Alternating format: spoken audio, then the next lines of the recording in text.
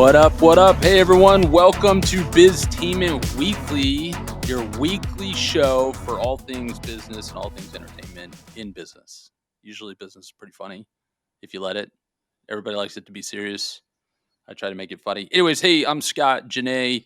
You can call me Scott Janney if you want, but I am your host, and I'm super excited to have you guys listening or watching. And today, our guest, I'm super excited, have a military veteran. Thank you very much for your service, Ricky Eckhardt. I think I'm saying that right. Yeah, you got it right. I got it right. Perfect. Welcome to the show, Ricky. And he is the founder of Clickin'. We're going to dive all into that. But before we do that, got to jump into my LinkedIn moment. Let's cue up some of that music.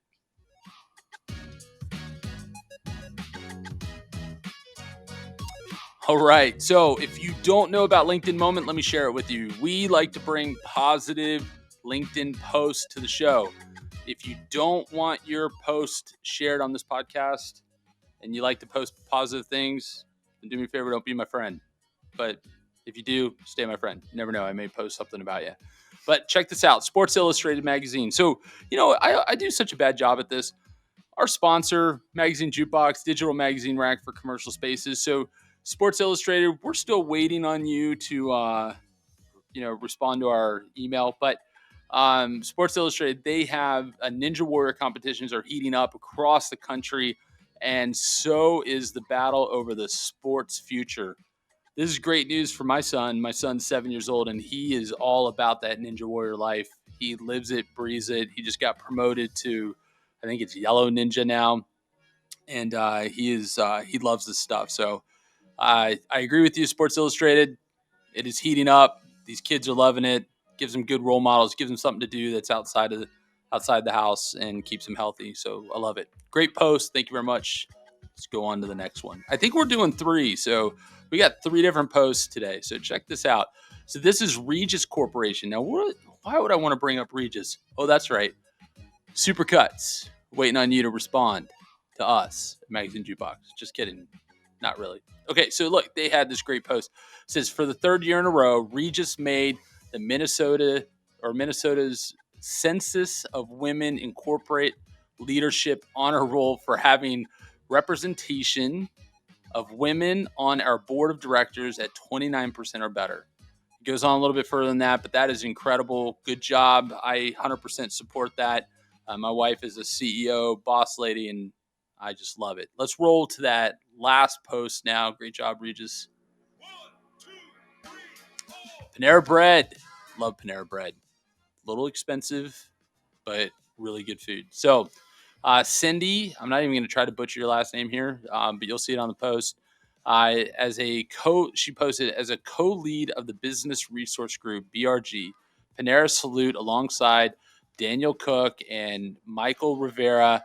And in honor of Military Appreciation Month, we'd like to express our gratitude and heartfelt thanks to all our service members, veterans, and military families. Good job. Way to go, Panera, for doing all that you can for our military. That was definitely a great segue into talking more to Ricky, who served in the United States Navy and the United States Army. There it is. And I wanted him to say that because I have 3 siblings that are active duty Army right now as we speak. And my dad served in the Navy, actually, and my father-in-law served in the Army. He retired as a colonel. So that was always fun when I had to propose to my wife. I was like, either he's going to say yes or he's going to call in an airstrike on me. I'm not really sure which. So, but thank you very much for your service, and thanks for being on the show. And yeah, thanks, Scott. Thanks for having me. Absolutely. And so it's always fun to be able to talk to fellow founders out of the 7x7 startup studios, and especially this gentleman here. We've all seen him probably if you're in downtown Norfolk, all seen him skating around on a skateboard, and I love it. I think it's great. Just don't get hit. Don't get hit by a car, okay? Because the other day it's crazy. Does this ever happen to you now? Like where you feel like you have a sense of ownership of the street, and you like go across the street without looking, like you're. Yeah, all the time. Walking to the studio, I just cross the street. I don't even care. Yeah, and it's like, gosh, I remember I did that, and I look back and I was like, I could have just got hit. I don't know why I felt like I was stronger than a car in that moment, but When I'm down here at night working, the streets are just so empty that you just like forget about it during the day, that there's actually traffic on Granby, and you just keep walking. That's awesome. They yeah, I think it's I was never good at skateboarding. I was good at rollerblading. So I was like your nemesis or right or your enemy. Yeah, everybody's friends now. Yeah. It's Oh, that's yeah. good. Not back in my day. When I was young, if you're a rollerblader, you stayed over there, and if you're a skateboarder, you stayed over there, and you didn't communicate. So one time, me and my buddy, we tried to bring it together, and we thought, let's hook up a rope to the back of an SUV, and I'd be on my rollerblades, he'd be on a skateboard, and I thought it was a smart move that I could jump over his rope. What I learned is that I was very good at executing the tuck and roll because I went right into a roll. I totally ate it, and if he listens to the show, he'll know exactly what I'm talking about. Okay, so Ricky, you are the founder of Click It. So we're going to dive into this. This is really a marketplace for community, a sense of belonging, and where you can help generate revenue for yourself. I want to dive into this. So first and foremost, tell me, how did this come about? Tell us exactly what it is, and let's see if we can unravel some pieces of this onion here. Okay. So my wife is a creator, and when she separated from the Navy, she spent a little over 2.5 years building up a following on social as like a baking content creator.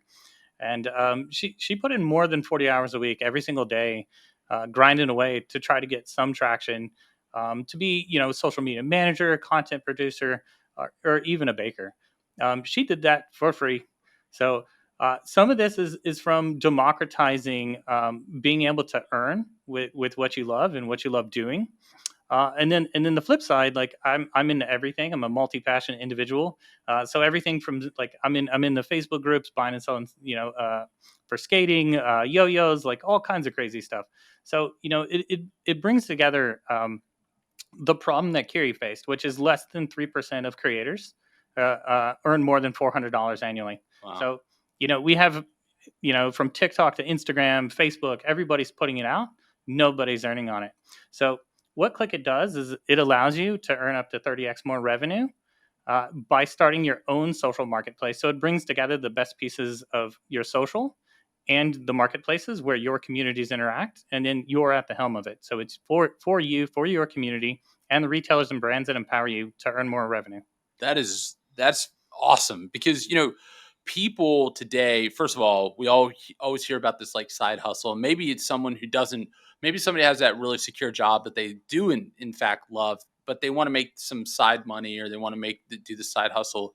Why not allow them to be able to monetize themselves to where they can actually enjoy really the fruits of their labor versus just giving Yeah, it away. yeah, exactly. And for a community as small as just 500 active engaged users, we're seeing more than $10,000 in revenue for that creator. Wow. So that's an additional 10,000 annually in your pocket just for doing and sharing what you love, and you're doing it already for free, and now you're getting paid to do it. Well, it's funny. It brings up that thought of like when you are, something is free or cheap, then most likely you're the product, right? Like but in this case, like what you're doing is you're saying, hey, maybe you want to be the product and you want to sell a service or a product or something that maybe that you've made, or if you want to put together good content, you want to be able to monetize that.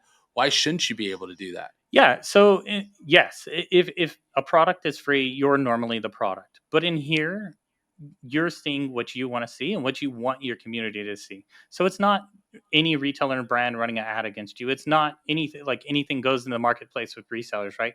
This is what you love and you've chosen to see it, right? And then from that, the normal fee structure of anything out there, so from Shopify, etc., instead of just taking that fee as a corporation ourselves, we're sharing that revenue with you. Where would you say, or what would you say, like getting into this market? What would you say is like one of um, your biggest struggles here? Ooh. So there's been a lot of advancement in just being able to build something like this. You couldn't have built this even a few years ago. That being able to support every community, have its own social media, and then being able to integrate the brands and retailers directly and have that be easy. it was technically challenging to build it. And then outside of that, just you know making the connection with the brands and the retailers, and them understanding the value of having um, their communities pushing their product that they love, and they love they love what they do. Like, these communities absolutely love what they're sharing, and they get behind it, and they want to get behind the retailers and brands too. So just getting those retailers and brands to understand the value of the creator economy and creators in general, and pushing that out. So would you say that, well, let me ask you this question. Did you design this yourself? Did you put it all together? Yes, yeah, it's So you didn't outsource, or do you have any no, outsourcing? I do. So I do all the engineering, the UI, UX, everything. Like, if it's digital, it's me. If it's content, it's Kiri, and Kiri is my wife, my co-founder. And I know it's like a faux pas to have your wife as a co-founder. We served in the Navy together. We did 2 deployments together. We lived in a room together for literally 9 months straight, 24/7, in a 100 square foot room. So yeah, when you say, have you tested your co-founder? Yeah, we have kids together. We've deployed together. So yeah, Hey, battle tested. you're preaching to the choir on Yeah, this. I mean, my wife and I, we're co-founders. We've been working together for the past 10 years, and so I get it. Unfortunately, that doesn't translate well in the VC world and the angel world, because they're always worried about the other side of the statistics there, that it doesn't work out, and then who's going to own the business and yada yada. But that's another story that we could get into. But I will tell you, I'm proud of you guys, and I think that's awesome that you're doing that. And it really, how do we change generations, right? We change generations by being the change ourselves, and so I yeah. think that's important. So so you designed this. Is this something that you learned in the military? No, I was a electronics engineer. So I did systems engineering for like 15 years. So I managed entire weapon systems. Uh, Now, right, that's still electronic, but before I got out, I taught myself how to code, or retaught myself how to code, little bit, like 9 months before I got out. And then from that time, like, I knew I was getting out to go into the startup world, but I didn't have experience. And I know most people would say just jump into it. But I made a plan. I made like a 10-year plan. I knew where I was going. So I immediately jumped out, started working 2 or 3 full-time jobs in the startup world for marketplaces, building marketplaces. And in that time, I've built, helped build Fitted, and then last year I built Book Outdoors with Brian Nolan. Uh, Picked up a ton of skills along the way, and so yeah, I would say that the resiliency came from the military. Being told no, going through the funding and everything, and just being able to deal with being told no. Really putting yourself out there. Like, we really took the leap, and now we've 100% took this leap. This is both of our full time jobs and no other income source. So yeah, the resiliency is from the military, and the skills is self taught. Well, there's a saying. It says, "If you want to burn, or if you want to take the island, you got to first sink your ship." So it's like they. In fact, anybody who knows me knows that I just recently tattooed that on my entire right side of my leg. So the so look, I first of all, I think this is remarkable, and what I want to really point on here is, for those who are listening, is that here's someone who learned a trade in the military, did exceptionally well, served our country, got out of the military, and learned a whole new trick. Like that old saying of, like, you can't teach an old dog a new trick. I'm not saying you're old. Please don't take it that way. And if your wife, please let her know not where I work, so that way I don't get killed. The but I'm just saying, like, the fact that you went out and you learned something new, and now here you are going into full launch of a new product that's out in the market. I applaud you for that. I think it's extremely gutsy, it's extremely difficult. But I think more and more of you out there is what truly helps ecosystems and society. And I was actually in a conference yesterday with the Norfolk Innovative Corridor, where I'm serving now as one of the director of entrepreneurs. And we had a guest speaker there, and he talked about, it was really fascinating. He talked about how startup companies from 0 to 5 years do more hiring than any other sector out there. And then you have the 5 years to 9 years, they kind of table out. And then anything over 9 years in business tends to decline in employees, because they're always unfortunately they have to worry more about layoffs. And so I thought that was really interesting statistic. So as you're building this company, you and your wife, like who you're going to be able to hire down the road just proves to that statistic that you're hiring. So and then he used the analogy of David and Goliath, and he goes, if you have 1,000 Davids, you'll always win, right? And there's 1,000 startups, right? And so we just need to be part of that ecosystem to help support one another, to help build it. And I just think that this is man, this is super cool. And so if you can talk me through, like, if someone wants to be on this, so we'll use home goods or fashion, for example, right? Okay. So if someone wants to be on Click It, what would they need to do? What can they expect as that startup process? So right now, we're looking for, like, in this phase, we're looking for people with 500 to 5,000 um, followers in their media that are across those. That's TikTok, that's Instagram, whatever it may be. So we know that you have a small community behind you that loves what you love. So we're reaching out to them directly and helping them build a brand. So we bring them in and we fully brand them. So that's everything from a logo to their merchandise, everything. And it's all for free. So we fully brand them out and bring them into the platform, and then send them on the way to go build their community. Wow. Um, So So is there like a threshold? Like, do you guys have, and it's okay if you don't, but is there like a certain threshold? I guess what I'm trying to get at is like for me, for example, I have over 3,000 followers, I think, on LinkedIn. Um, is that a threshold that would be of interest with Click It, or is it yes. the overall So picture? so right now we have our, like, organically you can come to the site and create your click.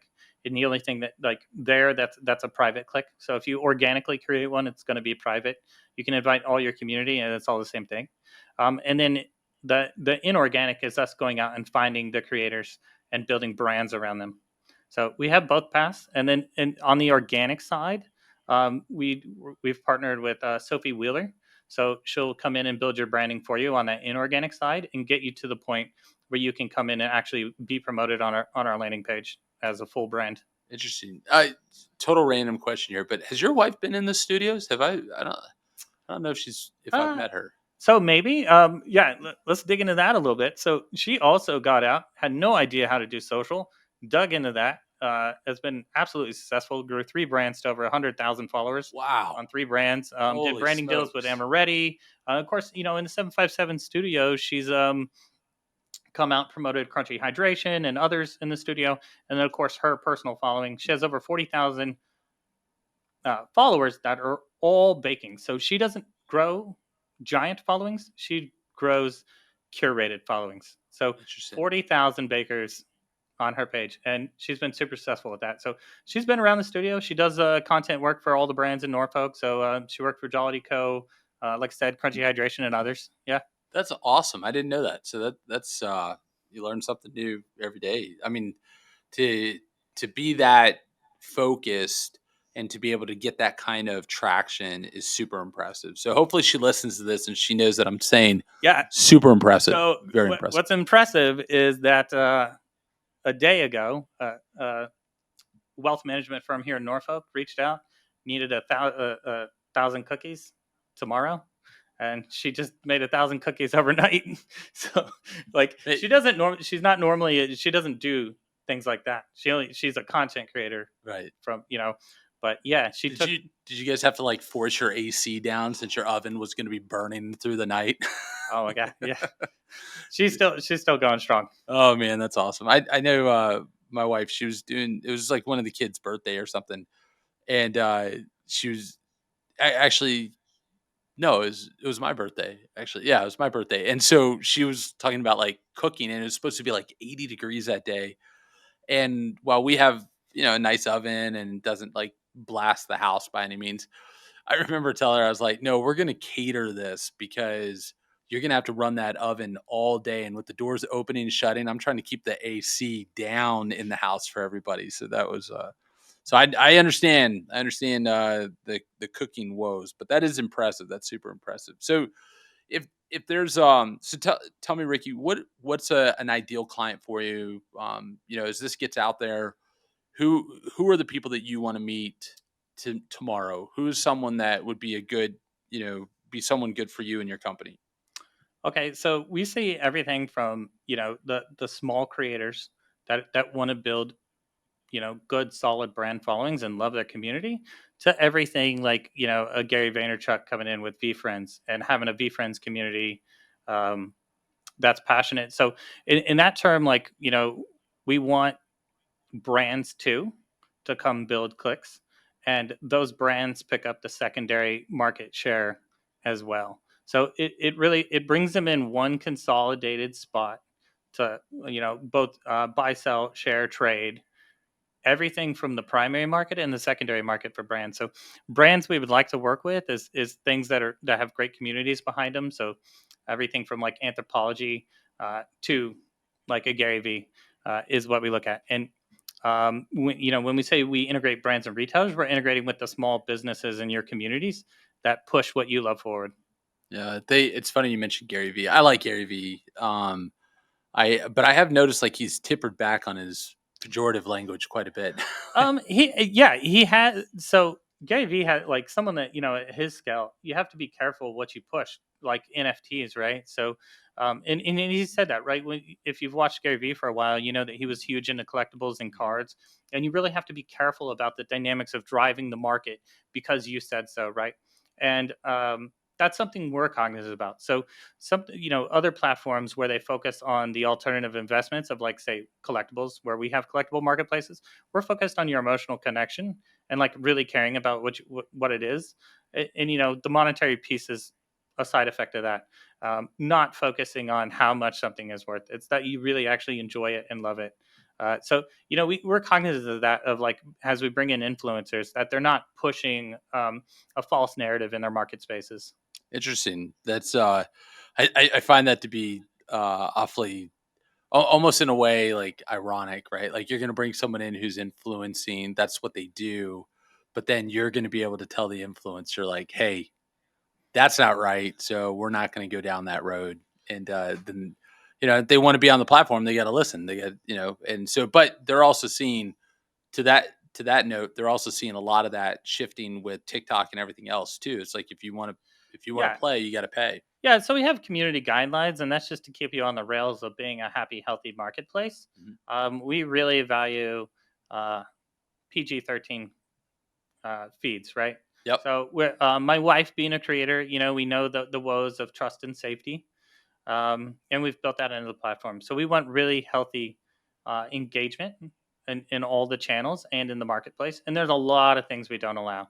I, I Um, I love that you said PG-13. I think I even preface all of my shows like that. I so, said, hey, we try to always keep it PG-13. Something I didn't know until I met I met another developer. Her name's Alira, and we worked at Book Outdoors together, building that product. Um, she introduced me to Sensitive Reader, and it was something I never thought about. But building this this is a brand for everyone. So we want to be inclusive in the things that we do in our feeds. Um, I feel like other social media is kind of like some social media has failed at this. So we're really, really passionate about making sure your feeds are happy and healthy and promoting good values. And behind the scenes, we have a system to handle that. We call it karma. And it just makes sure you're on the right track for good behavior. No, I love it. You'll never hear me complain about PG-13. So that's my wheelhouse for sure. But let me ask you this. So what is next for Click It? What's the big next steps? Okay, so we're about to unveil new landing page and then bring on more creators. So we have 3 creators launching this month. Um, and then as we roll out, we'll be introducing. I hate to say it, but AI. So it's nothing crazy. It's just control that we have AI running on the feeds to make sure you're not doing, like I said, anything crazy. Keeping it PG-13. So, in the big things we have is positive affirmations. Like you can give. We have review systems, but you can only give positive reviews, and anything negative is always handled by us. So it's Interesting. really feature wise, that's what we're rolling out, and then down the line this year, we hope to see 80 clicks is where we want to go. So we want to get up to 80 marketplaces inorganically, which is that we're reaching out to creators, bring on 80 creators ourselves, and organically we would like to see 10,000 by the end of the year. Wow. So this is cool. This is definitely something I didn't fully understand it just talking to you though today. Now I get it, and so I appreciate you sharing that and sharing that story. So I'm gonna go into like this last little segment with you because I think this is really important for founders to understand this and understand the hardships. And I kind of gave you a little bit of warning on this, which was let's talk about raising capital, right? So how has that been for you? What are some of the struggles that you're Ooh. seeing in this? And it's okay to be Okay. real minus keep it PG So 13. right. The thing that when you're building startups, and this I've built startups as the lead or founding engineer. This is my third startup. This is my first one as the CEO. But I've built other startups, and the one thing that I don't have, right, the team piece. When you come in, they want to see this really polished team and know that you can get it done. And I don't, from my experience, I don't think uh, having the Navy bullet on there hits as hard. Having my spouse as my co-founder, obviously they see that as a negative. So there's a lot of negatives when they look at the team, but this isn't our first rodeo. This isn't the first startup I've built. I've built two other startups in the last 4 years, and then outside of that, I built 7 MVPs in a software factory for NATO. So being able to communicate that, being able to communicate the resiliency that we bring, that's an issue. And then explaining this is a new market space. Nobody wants to be a pioneer, and we're pioneers here. We're democratizing the power that creators have and paying them more. They're getting 60% of the share. So you make all the money, and we're getting the small piece. Wow. So I I love this. So I I remember when Lauren and I first started down this path that we were going to raise capital for Magazine Jukebox, and I remember the specific conversation with one of the VCs, and they asked me how the company was split up, and I said 50-50. My wife and I do everything 50-50. And he literally said to me, he goes, "Okay, I would not be interested in doing this deal then." And I looked at him, I was like, okay, because I'm 50-50 with my wife. And he said, yes. And I said, can you elaborate on why are you so adamant against that? And he said, and he explained it to me in a way that made sense. And the reason why I'm sharing this is because it does make sense to me now more so the more that I'm into the, or it, knee deep in raising capital is that, he said, if you and your wife both have 50% of the company and you decide that you guys want to give 10% away, one of you didn't give away 10%, you both gave away five. So that means you both now have 45% of the company. Somebody else has 10. We know historically that you are going to lose 30 to 50% of your company as you raise capital over the course of the life of the company. The problem with that, though, is that someone could come in and supersede the two of you because you both will be diluted below what that one investor has, or that investor can buy up the other investors and then own control. So you just ousted the founders. He said the second thing is that, and you and I both completely different pages, right? Or I mean, same page in regards to we believe in our spouses and our marriage is not going to shake because of this open up this company where I'm saying like you and I are different. We're different from the others in many Yeah. regards because divorce is a thing, right? And so if you own 45% and your wife owns 45% and you got a divorce, now that investor's in a marital dispute relationship, and that they don't want to be involved in that. So So go ahead. we Yeah. did ours a little. So I have 100% of stock. Right. So So do I. Yep. because of that, so I have 100% of the company, because of dilution. Mhm. So I, I mean, obviously, if you did ever get divorced, she's taking 50% of the company anyway. So Exactly. And it doesn't matter. But I was more worried about not the divorce. I was more worried about just dying in general. She yeah, gets all that my too. shares anyways. Yeah, So it's like, exactly. so we did the same thing. We agreed. And the hard part was, is that, we knew that technically speaking, having her as 100% owner would have made more sense in the sense of raising capital because you're looking for female founders or you're looking for for minority founders, yada yada yada, which makes sense. But we both knew, her and I both knew that I was going to be the one who's out in the world, raising the capital, getting the company to market. My strength is building and starting companies. Her strength is running and sustaining companies. Yeah, that's exactly the same. So I'm out there in the trenches, and I have to go. I'm out there selling it, and then she's operating it. Yeah. So she's the one like actually making sure everybody's doing what they're supposed to be doing. Yeah, and I'm just out there selling the dream and building it. So we started with me because I'm the tech. Like we wanted to have the technical co-founder in there. She was a electrical engineer, but yeah. So I'm the technical co-founder. So that's why we went with me first. But she's the one that actually runs the company. Yeah. Love it. So look, Ricky, this has been a great show, man. There's a lot there to our listeners and viewers. Just make sure you reach out to Ricky if you're an influencer or if you're wanting to grow in that space to jump on the marketplace. Make sure you check out Click It. Click It is spelled CLIQKET. So again, that's CLIQKET. So but check them out. Ricky, thank you so much for this. Thank you for all the golden nuggets that you've thrown out here for us. Again, thank you for your service. I'll give you, last ditch here. Is there anything else that you would like to share with our listeners or our viewers? Well, thank you for having us today. Absolutely. Yeah, if you want to follow us at @ClickIt, like you just said, and then that's across the board on every single social. And then you can follow my journey as the founder at Ricky.Eckhardt across all socials. Awesome. We'll make sure we post all those too. So go to our website and you'll be able to see all this. And continue to follow us and share the word. If you like the show, if you like what you hear, be sure to share this and spread the word. But now is the last part of the show, the funnest part of the show. Sometimes we'll see, depending on what cards we pick. But now is pick your poison, or would you rather? So that's how this works. All right. So the first one is be absolutely convinced you're in the center of a conspiracy that isn't true, or spend every day on an airplane. Oh, that's conspiracy all day. Yeah, I'm not sitting on an airplane. No. Oh my gosh. Yeah, absolutely not. So you're like part of this conspiracy all day? Yeah, for sure. But it's not true. So it's not true. I mean, aren't we now, right? Is the aliens real? Are they not real? I don't know. Who cares? I don't know. Right? Like, hey, they can't all be true, right? So it's got to be, some conspiracies got to be real. Okay. That was funny. Okay.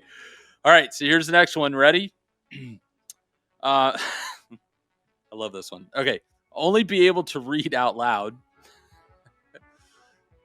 Can't read a book. Like if you go to read a book, you got to be able to read it out loud. Or run barefoot across a football field covered in Lego pieces. Oh man, that sounds. So one is mentally and the other one is physical. I mean, so I'll just take the football field because it's only once, right? Like if I have to read every book out loud, like I'm stepping on the Legos. It's only 100 yards. Can you imagine reading a book and he puts the lotion on?